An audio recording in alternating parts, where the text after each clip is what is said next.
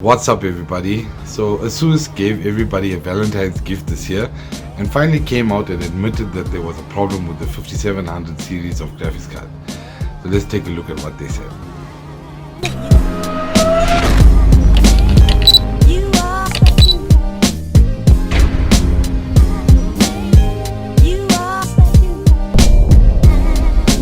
So a little while ago we actually did a video highlighting the problem with the Asus STRIX 5700XT graphics card that we had purchased, and if you haven't seen that video you should definitely check it out. Actually check that video out first before this one because it gives a basis to a lot of the things that we're going to discuss in this video. So pause this video, check that one out and come back. Anyway, if you've seen that one already, the Asus, actually there was an article that came out on Guru 3D on Valentine's Day, and they finally admitted that there was a manufacturing flaw or the problem with the screws and the clamping force of their PCB to their cooler. And it's taken a very long time, and countless people around the world have been reaching out to Asus to actually look at this issue. But anyway, in the article they say that they did some extensive R&D and testing, and they found that there was actually a problem. Why it took them that long, nobody knows, but at least they admitted that there's a problem now. So they've kind of passed the buck on to AMD, saying that they followed AMD's tolerances and recommendations, but you know, there's a few things I don't buy in that story. The first being, if you design your own cooler and you design your own PCB, are you going to let somebody else tell you how you should put those two together? It doesn't make sense. And then it also brings into question on the R&D department. Was there any R&D done on these cards before they were sold to the public? Obviously at a premium, because you buy an aftermarket or partner card because it's supposed to have better thermals, better power efficiency compared to the reference card. I mean, everyone knows the 5700XT reference cards already had a lot of thermal issues. The sad part in all of this is that there were a lot of people that moved over from Team Green to Team Red with the 5700 series of cards, and if they purchased an Asus STRIX card, they probably would have went back to Team Green by now. And a lot of people also have also returned their Asus STRIX cards and now gone over to another brand like MSI, etc. And that's unfortunate because they lose a lot of clientele in the process. But the sad part is that Asus now has passed the blame on to AMD, and hopefully AMD sees that article and they respond whether that story is true. But the positive in all of this is that they've actually realized that there is a problem. So in the article they mentioned that they've got new clamping screws that clamp down harder and improves the thermals.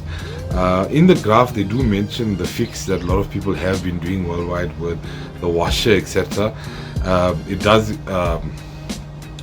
lower the temperature more, but they say it reduces, with their testing, it reduces the life of the graphics card.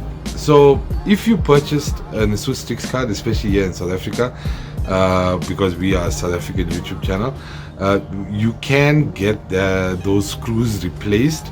So if you bought a card after January 2020, according to the article, they already come out with the upgraded screws. But if you purchased a card before then, from the 1st of March, you will be able to get Asus to replace those screws for you, and they will do it free of charge. And that's something really exciting to look at, or exciting for me, especially with this card. Yeah, so with that, I actually want to give a shout out to Dane from EveTech. I had been in communication with him for a while now regarding this issue with the Asus STRIX cards, and they were quite helpful in the sense that they wanted to replace the screws for us, but they wanted approval from Asus that they could do it, and obviously put their warranty seals over the screws. Unfortunately, they couldn't get the go ahead, and I understand that fully, because if EveTech did do that, then obviously they are taking on the cost offer warranty replacement on all the cards that they sell, which technically would be bad business and would be unfair to them, because the issue isn't with them, the issue is with Asus. So at least there is a fix now. I've said this before, this card, it's actually a wonderful card, the way it's designed, the power delivery, the power phases. It has a lot of room for overclocking, but the issue is, would you want to overclock your GPU when it's already having thermal issues because the cooler is not making contact with the PCB? But in some preliminary testing that we've done, it's gone beyond my expectation. I'm seeing extremely good results in PUBG at 2K. On TimeSpy, it's pushing similar scores to a GTX 1080 Ti, well, aftermarket card as well. And yeah, it's in your productivity benchmarks, it's done extremely well. It's blown my mind actually. But we'll cover that in another video. So we're just waiting for, I've been in contact with EveTech again.